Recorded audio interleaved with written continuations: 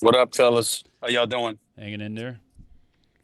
Look at him. Look at him. He's insatiable. He's indefatigable. He's unconquerable. What are some other words that Howard Cosell might use here? Stephen A. Smith joining us from an airport, off to his next conquest, always on the move. Always nice to see you, Stephen A. What's up, my brother? How are you doing? Are you doing well? You seem to be working a lot still. Well, that's because I love what I do. So that's all it is. I love what I do. I'm having a good time. I'm just traveling right now. I want to apologize to your audience. I was supposed to be on a little bit earlier with my tardy ass self, but I was going through airport security, so they held me up. That's what held me up. So I apologize for that. I'm good. What are you smiling about, Roy? Why The TSA got him. I can't believe they make Stephen A. walk through security. I mean, that should be. You should have clear. I do have clear. I do have clear. No, but things seem unclear. No, why are you getting stopped if you've got clear? You got to go through and you got to be through. Like you can't be late. You have to go through. You know, they got to clear you. You don't have to take off your clothes and all of this other stuff. And the lines are quicker. But the bottom line is that you got to follow rules and regulations, my brother. That's what I did. There's no problem. Okay, well, I'm glad. I'm not too big. I'm not too big for that. That's cool. Rough year. I mean, no more private jets, too. Big deal you saw. What's going on here? I use private jets sometimes, but not all the time. Damn it, that's expensive. You know, wait. You know, I mean, I'm not gonna spend all my damn money. You know, I'm not gonna do that. It is very nice to see all of your success. You know that I am I am very happy for you. Not everyone is. You know how this business is. So I will tell the people you should listen to Stephen A.'s 2 new shows on Sirius XM, the one on Mad Dog Sports Radio Channel 82. I love what he has done to further the career of Mad Dog Chris Russo, and also on POTUS Politics Channel 124, because if you haven't been watching, he has expanded his game into that area. So let me ask you the first question. Why? Because I love it. It's what I love to do. First of all, I love to work. But secondly, and most importantly, I've always been a conscientious observer, and I've always been somebody that's looking not to be one-dimensional. So the opportunity to really expand, my portfolio to such a degree is a no-brainer to me. Doing radio is nothing new, but I'm not only getting paid to do that. I'm in a partnership deal with them, so that goes a long way. I still have my ESPN obligations. We know I didn't want to leave there, and then the opportunity to still do that and then expand beyond that and start talking politics, and having being on a POTUS channel and bringing that level of cachet to the equation is something I couldn't ignore either, while still keeping my complete ownership of my own YouTube channels and my production company in terms of, creating scripted and unscripted content with a lot of stuff that I have coming down the pike. I'm really excited about the plethora of opportunities that are available to me. You know me, man. I don't stop. Forgive me. For those of you who do not know, the deals that he has worked out most recently for ownership of his things, those things are important, and he represents not only one of the most improbable stories in the history of ESPN, all of sports media, in that he got fired from ESPN and came back all the stronger. It is a lunacy. Which part of your story do you regard as the most improbable? The fact that I was able to get back. I mean, usually when ESPN lets you go, it's a death knell, particularly if you're a black man in this industry and you're considered a persona non grata, and obviously people are not hiring you, they're not talking to you. I mean, that goes a long way. I don't think people realize, Dan and fellas, when, I departed from ESPN in 2009, everybody looks at the fact that I came back to Fox Sports Radio in 2010, a year later. And then ultimately I was back at ESPN in 2011. But what they're not realizing is that from May of 2009 to April of 2012, I was not on television. I was essentially banned, in my estimation, blackballed. I was considered somebody that you didn't want to do business with. And when the worldwide leader lets you go, and they let you go with that level of trepidation or angst or whatever word is appropriate about you, that's a lot to overcome, particularly back in the day. Even though podcasts have been around for a while now, back in 2009 and stuff like that, certainly wasn't as big, wasn't as formidable as it is in this day and age. And so because of that, you're looking at your opportunities and you're wondering where they were and who would ever touch you again, who would ever hire you again. So that was the dilemma that I was faced with at that particular moment in time. So, well, we've when talked you think about this about, part before, though. yes, That sure. you're underselling it. You were terrified. You can't get this much out of your professional. Your identity can't be this much wrapped into what you do professionally, working 300 days a year, and not have all of that be totally terrifying, like as scared Yeah, as you've ever been. but you're a friend, so you know more than most. There was a reason I was terrified, and that was because I was a new dad. I had just had my daughter. And so being poor and black growing up, knowing what welfare cheese and bread is like, knowing what it's like to live in your home and wonder whether or not, the mortgage was going to get paid, the rent was going to get paid, the food was going to be in the refrigerator, rats and roaches, holes in the ceiling, and all of this other stuff. I was absolutely positively petrified that if I didn't get something together, that was the state of affairs that was going to exist for my daughter, my oldest daughter at the time, Samantha. And so I was very, very petrified at that particular moment in time. But I put my head down, I looked in the mirror, recognized where I made my mistakes, what I needed to correct. Then I've been on a mission ever since. And that's why I do what I do, because I still walk with that fear to this very day. It doesn't matter how much money I'm getting paid. Doesn't matter what the contract says. Doesn't matter what opportunities I have in front of me. I am always of the mindset that at the snap of a finger, it can all be taken away from me. That is how I approach my everyday life in terms of how I go about the business of doing my job. And it's just a mentality that never escapes me. It's who I am. Doesn't seem terribly mentally healthy, is it? Like, you know what I mean? To be to be so ambitious that you can't be fearless because you know it can end in a sentence and end in a way that scares you the most. Well, I disagree with that. I don't think that I'm fearful in terms of, going about the business of doing my job every day. I'm just mindful of the fact that because of things that could potentially be out of my control, it could all be snatched away from me. That's all I mean by that. But it doesn't mean I walk into work every day scared to go on the air, to say what I say and do what I do. I say this affectionately because you and I have a relationship that now spans 30 years, Dan. I think I'm more mentally stable than you. And I say that affectionately because you are a serious brother that is a conscientious observer that wears your emotions and your feelings on your sleeve. You're a deep thinker. You internalize a lot. And even though you vent, it's never finished with you. It's always more to touch on, to get into, always more people to check, always more issues to attack, et cetera, et cetera. And because of that and how you can be, you wear a lot of it on your sleeve where you dealing in corporate America is a lot more difficult and arduous for you than it is for me. Me, I understand me as a black man having the feelings that I have, being a conscientious observer that I can possibly be, having a mouth, being as fearless as I can be. I understand the troubles that are going to come with it. So, you know what? You're the kind of person that you might attack something and you don't give a damn about the third rail because to you, you're not thinking about that. You're just thinking about what needs to be said. I'm thinking about what needs to be said, but I'm always mindful of where the third rails lie.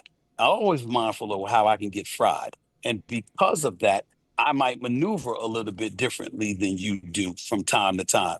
But I'm more at peace with it than you are. And which is why I think that I'm a little bit more mentally stable than you are. I loved your examination of that, but you have just had a less emotional, I would say more realistic and more filled with hardship path towards success than I did. So you learned to work within the machine much Correct. better than I did because I just had gates open for me the entire time. So the first time I run into a corporation telling me how to behave, that's when I lash out. And you're looking at me over here and being like, Dan, you cannot go against the company that pays your checks. You cannot do that publicly.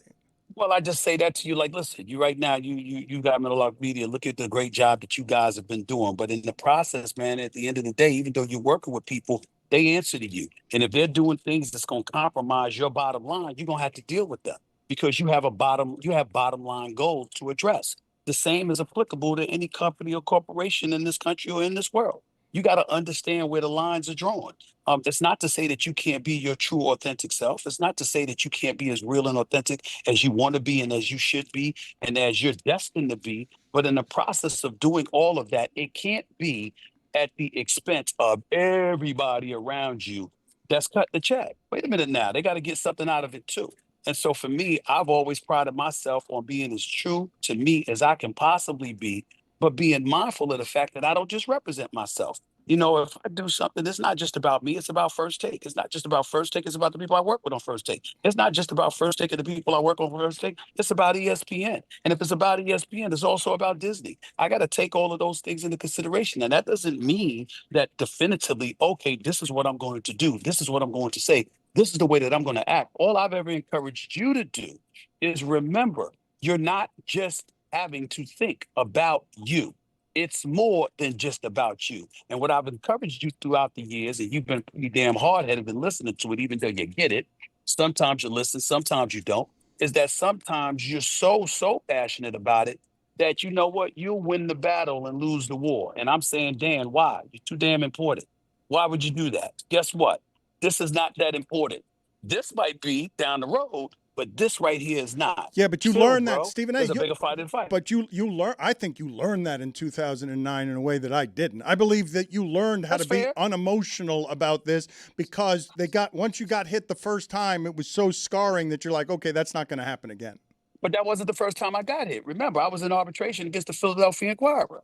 Remember, I had to go through stuff where I'm seeing people look in my face and tell lies and having to deal with it. And I got lawyers by my side and I got to listen to 12, 13 hours of testimonies of nothing but damn lies. And I got to take it. Why? Because it wasn't my turn to talk at that particular moment in time. There was times that I've had struggles in my career, whether it be at the Philadelphia Inquirers, at the New York Daily News, before that, hell, even with internships when I was in college. Trouble has always followed me at some point in time or another, because in my mind, I'm going to speak my truth to whatever power exists. And I'm going to say the things that need to be said that sometimes are going to ruffle feathers and make people uncomfortable. But that's the way it goes. That's the business we signed up for. And I think in your case, respectfully, because again, I'm your boy and I understand that a lot of times you have very excellent points. You're certainly not stupid. You're a highly intelligent dude. But at times, you let your emotions get the better of you to a point where it gets in the way of the bigger picture. And you are somebody that's religiously associated with the bigger picture.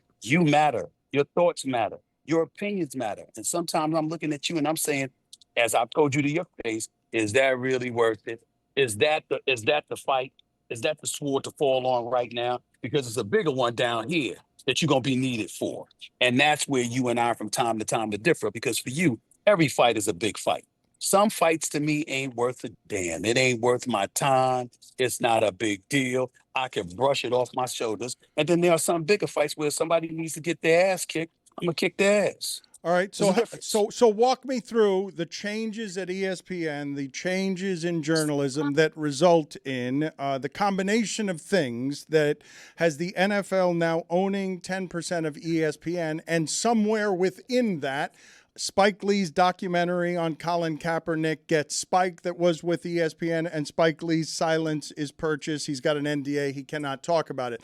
As someone who can step beyond ESPN and just view it as a journalism, expert, how do you walk all through all these changes?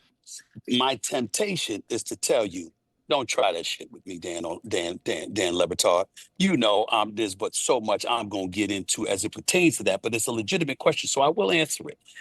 And by saying this, I don't know all the intimate details of the deal. What I do know is this: we live in a different age, and everybody's in business with somebody. And the NFL owning 10% of ESPN now is obviously of extreme benefit to us and extreme benefit to them.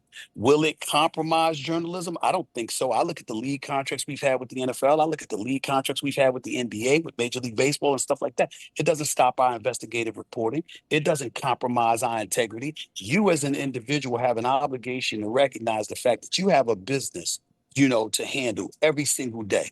I know what my business is. I'm a pundit. I'm a commentator. I'm a journalist. I'm all of those things. I'm an entertainer as well. All of those things come with it. My job is different from what outside the lines once was, or what investigative reporters are, or what beat reporters are, or whatever. Everybody knows what their lines are, what their obligations are. Big business, can it wield its heavy hand down upon it? People have been suspecting that for decades. It's no different now, especially with the exorbitant amount of dollars that exist. We all understand that, but that doesn't mean they're going to get their way. They can want it all they want to.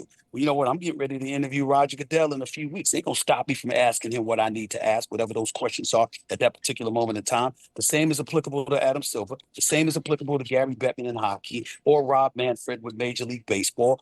Whatever the story is, whatever the news is, whatever the audience wants to know and be edified and informed about, it's my obligation to bring that to the table. And no deal between the league and ESPN is going to stop me from being me. And I think that it's safe to say that is the case with almost everybody, just as it was the case with you when you were there. You did what you do.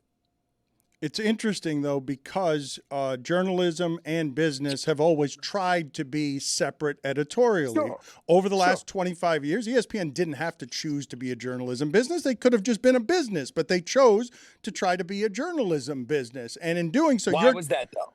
Oh, it's profitable. It's good. Credibility, profitable. It's good for everybody, for them to, take the newspaper credibility and become a journalism entity. Right. But why? The reason why, Dan, tell your audience this, is because we didn't have all of those live contracts at the time. So you had to get into original content.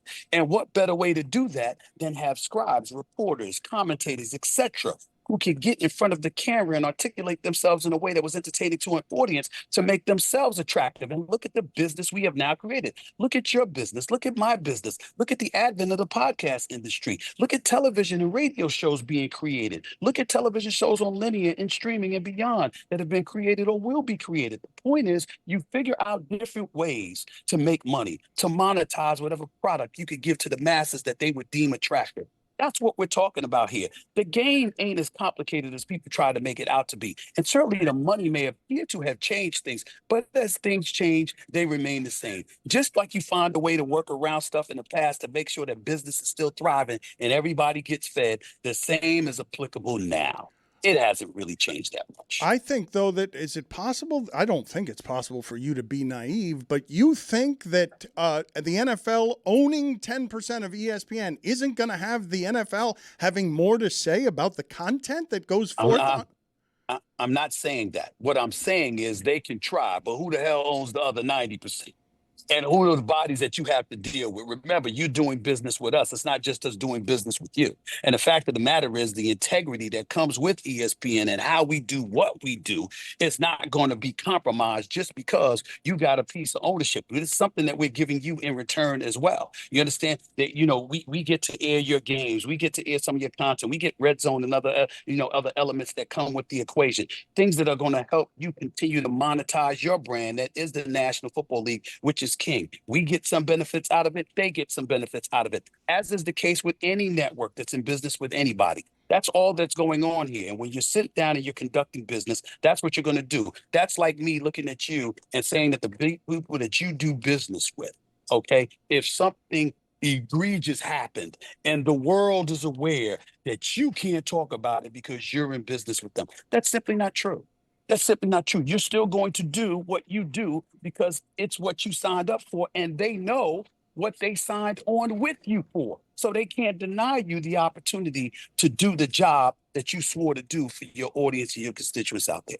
But you've just said that the job is changing, right? And the business is changing. I do believe that change is coming as well.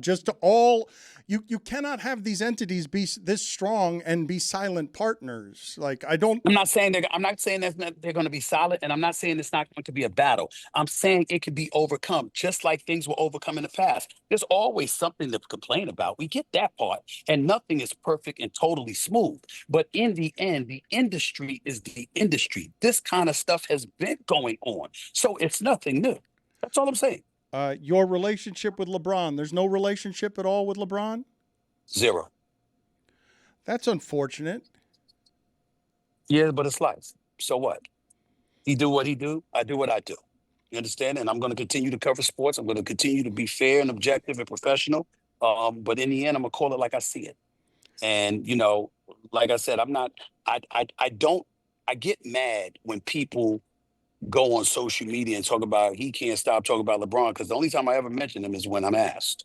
If nobody asks me about him, I won't talk about him. I don't like him. He doesn't like me.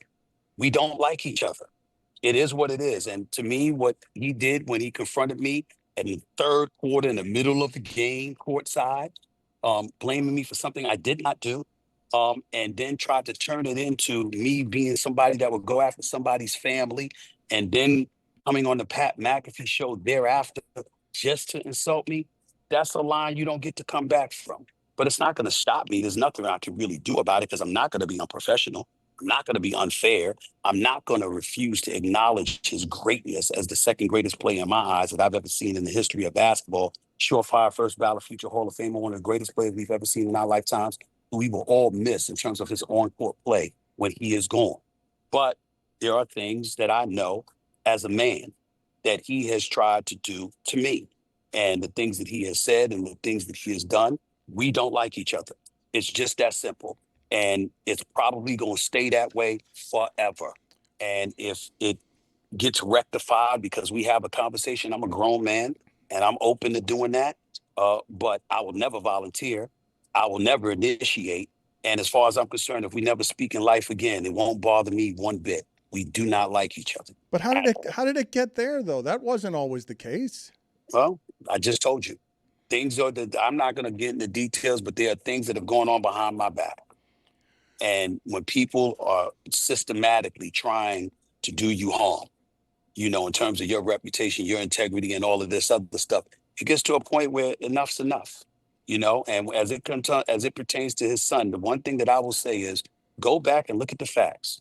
Him in high school, him in college, him being drafted, him landing with the Lakers, him being their opening night.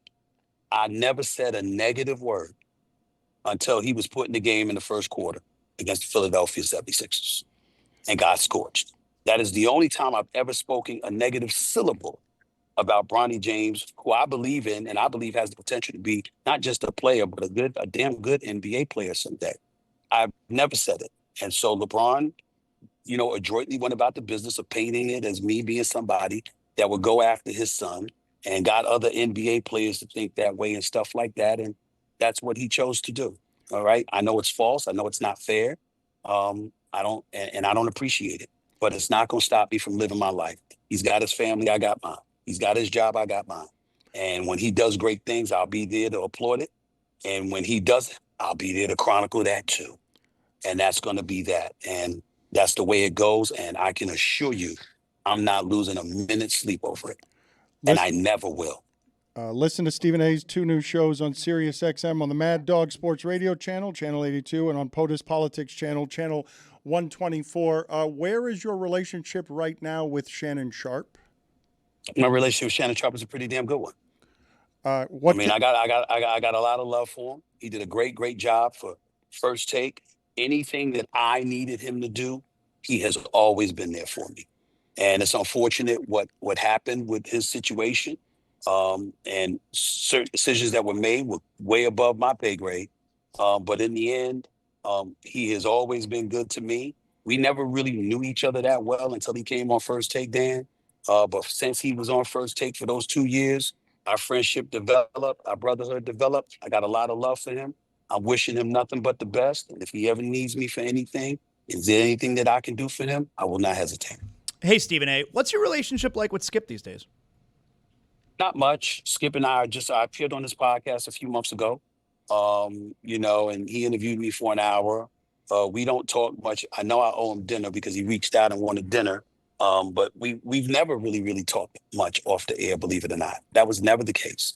It's just that I owed him a lot because he pushed for me to be on First Take, which obviously played a pivotal role in resurrecting my career. I got a lot of love for him as well. Obviously, the only hiccup we ever had is, when he interpreted something that I said on JJ Redick's podcast at the time, the Old Man and the Three, where he's, came across as him needing me, and then he went on a 5-minute diatribe that I thought was completely unnecessary. But we hashed that out when I spoke to him, because all I did was say that no matter what was going on with him in the show, he came to me and said, I need you because you're the only one I can trust to be sitting across from me 2 hours every day. And he said, will you do that for me? That's all I said. And apparently somebody got in his ear and thought that I was saying more than that, which I wasn't. And he came at it the wrong way. But I addressed it face-to-face, man-to-man with him. in California, and ever since then, we've been just fine. So Skip and I don't have any issues. I owe him a lot because, again, I wouldn't be in this position if it wasn't for him getting me on First Take. And I don't think that you repay people that have benefited you so tremendously as he's done to me, by castigating them in any way. He and I have, I wouldn't say it's a great relationship in terms of us talking all the time, but Skip knows if he needs me, I'll be there for him. Stephen A., who would pay for that hypothetical dinner? How's that work? Oh, it would be me. It'd be me. You give the card. You slip the card when you walk into the waiter or waitress. Like, how do we do that? No, nothing like that. But that man is cheap. Skip ain't paying. Skip ain't paying money if he don't have to. So he's definitely gonna look. He's definitely gonna look to me to pay for it. No doubt about it. And I would love to because I love his wife Ernestine, who I've known for years. And so just because of her, I would gladly pay for it. Who pays for dinner for? I imagine like a lot of your dinners, you go and like people do the fake like reach for paying for the bill, but you ultimately end up paying for it. So like, who's someone that actually will pay for dinner when you go? And you mean somebody that I went out with that paid for dinner? If we went out to dinner? When's the last time someone actually treated you? It's a great question. How often does someone say, "No, I got it," Stephen A.? Well, I would tell you, Mark Shapiro, the head of William Morris Endeavor, TKO, and that doesn't count. That doesn't count. He pays. He does pay. He does pay. That's your agent. That's your agent, though. Well, technically, you're paying for it because it's your money. He's not an agent. He's the president of the company. But you brought him up, just sure. I would tell you, pretty much no one. Pretty much no. That's terrible. That is terrible. How is that possible? You want me to make you laugh at this one day? You want me to make you laugh at this one? You know who wouldn't hesitate to pay for it? My daughters, Samantha and Nyla. Do you know why? Dad, we're gonna get it back anyway. We know. You know what I'm saying? We're just gonna go home and we're gonna charge something else to your card. It's no problem. So they do it that way. And they get away with everything. Do they get away with everything with you? Do they get away with everything? It depends. If you're doing good in school and you're behaving yourself, that's true. There's nothing they can't get from me when they do that. They tick me off because they did something wrong, or they messing around. And they're not doing their homework on time. They cutting corners in school, and I get word about it. Then they're in a world of trouble. But that's something they really do. Well, we've been seeing Samantha a lot lately on camera with you. You think that she has like a budding media career ahead of her? Well, she could do what she wants to do. She's a straight A student. She's pretty brilliant. She's an aspiring actress, but she's also an aspiring lawyer. She was also an aspiring director and producer. I mean, she does it all. And she's one of those people that she's just very, very naturally talented. You think I got a work ethic. She's tireless. The difference between she and I is that I know how to get some sleep. And she will stay up until she drops to get her work done. And I got to get her out of that because I think that's hazardous to her health. She learned it from you, Dad. She learned it from you. That's what she says. That's what she says. But the thing about it is her and her sister are polar opposites because her sister, Nyla, Samantha loves the attention. She loves the spotlight, the camera, and all of that other stuff. Nyla wants no part of it. Nyla wants to be the lawyer behind the scenes. Nyla is sitting there where Samantha is talking about Love Island and all of this other stuff. Good show. Nyla is talking about Zohran Mamdani, the socialist that's about to win the mayor's seat in New York City. And she was like, I love him. He knows what he's doing. He cares about the people. Look at his policies, Dad. Everything isn't about capitalism. I mean, there's nothing wrong with certain elements of socialism. You got to really pay attention to this stuff. This is who she is. So it's like she's completely opposite from her sister, but the nightmare is when they both get together because they're both smart, they're both quick-witted, and they're sharp-tongued. And they are absolutely, positively merciless when it comes to me. They hold nothing back. What do they make fun of you for? Give us all of it. What do you do that annoys the people who love you? Well, my forehead, they both tease me about my forehead, my receding hairline. They both say, Dad, at some point you gotta let it go. Gotta let it go. Just go bald. You could do it. We believe in you. They do that. Outside of that, they just talked about they say, we know, Dad, we know already. We know because I'm always on them about something. making sure I give them stories and history about their grandma. God rest my mama's soul and the whole bit. And because, this Dan about me, I hear my mother's voice every day. She passed away in 2017. Isn't a day goes by I don't hear her saying something to me. That's Stephen, that raise you that way. Don't do this, don't do this, don't do that, et cetera, et cetera. And I try to embed in my daughters the way my mother did me. And so they're just as resistant to it as I was to my mother when she was alive. And so they just do what they do, but they know they're the loves of my life. So what can I say? They get away with a lot. I've always loved your relationship with your mother. One of your things you've done that has been the greatest of professional honors is being on General Hospital in terms of remembering your mother. When you think of the things that move you most thinking about your mother, what are they? What are the things that carry you today beyond just thinking about her every day, the most emotional spots in you? The thing that still hurts to this very day is that I never got married. And the reason why that's so important is that when you're a man, and I tell this to men all the time, when you're a man and you have such a wonderful mother, because I believe my mother was the greatest ever, and you lose her, at that moment is the first time you probably really thought about the fact that I'm losing the one person in this world who loved me completely, unconditionally. She's gone. And when you're married, the belief is that baton has been passed, essentially. So if you lose your mother thereafter, as a man, gonna be all right, because you got that wife. Well, I didn't have that. And so because of that, even though, I've always had a wonderful woman in my life, the point is that there is an emptiness that comes with it because you're not sure if you'll ever have that again in life. A matter of fact, you don't believe you will. And because of that, it's that emptiness.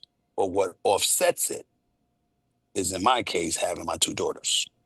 Because if nothing else, I know they love their daddy. And because I know they love their daddy, it makes me feel good because I know that that's the one thing that my mother was big about. The one thing that my mother was very, very upset about was the fact that I had two daughters out of wedlock. Is the only thing that she was ever disgusted about with me, ever ashamed about. And she looked me in the face and she said, okay, you're going to make up for this. You're going to be the best father you could possibly be. You're going to be nothing like your dad, and you're going to be everything that you're supposed to be as a father. And you're going to make that promise to me, and you're going to keep it. And so loving my daughters and being the man that I am and being the dad that I strive to be, I would try to do that anyway. But to know that I made that promise to her makes it even more significant. Problem is, my daughters know that. Because they know that, they take advantage of it. Yeah, I don't believe you when you say that there are any. Yeah, I don't think there are any rules there. I think that you are just totally soft and they do whatever they want. Yeah, they're like, please. Listen. I try to discipline them, but where are you going? What are you gonna do? Yeah. What are you gonna do? You really, Dad? My daughter just the other day, she's sitting up here with me. She's like, hey, she says, why are you complaining so much? You know you're going to give it to me anyway. She's talking about some outfit she wanted to buy. She said, why are you stressing yourself complaining? You know you're going to buy it for me. Is it going to be now? Is it going to be 15 minutes from now, Dad? You're going to wait 15 minutes to fight with me, or you just wanted to get over it?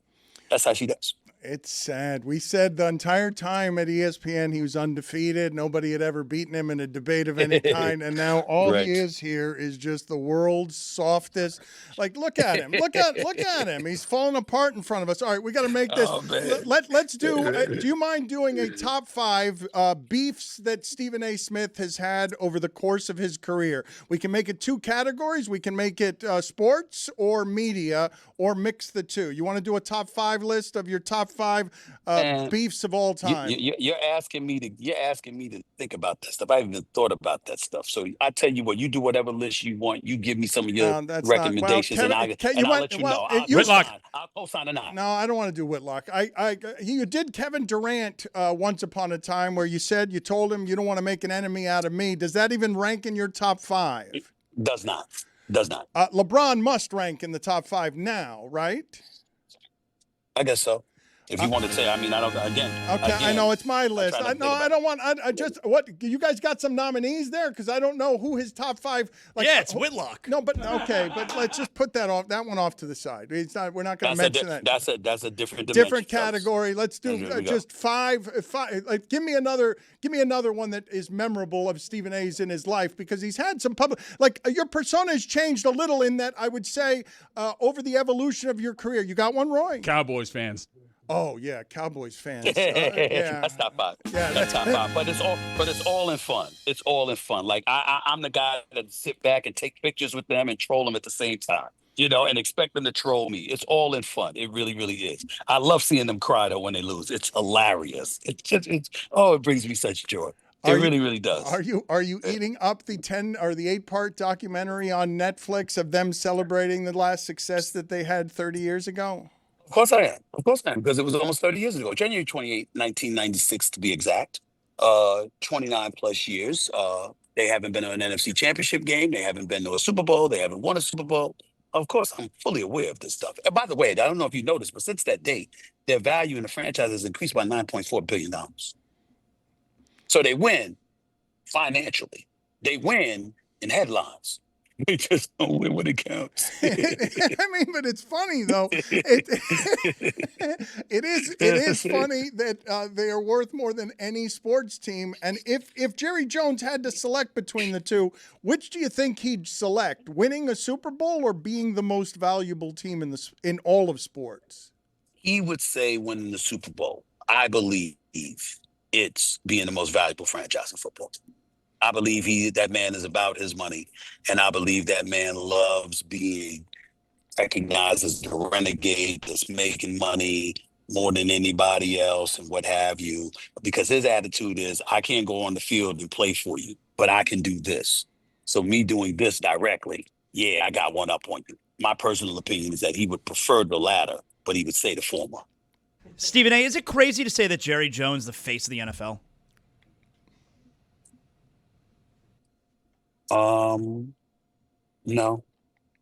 No, it's not. It's not crazy.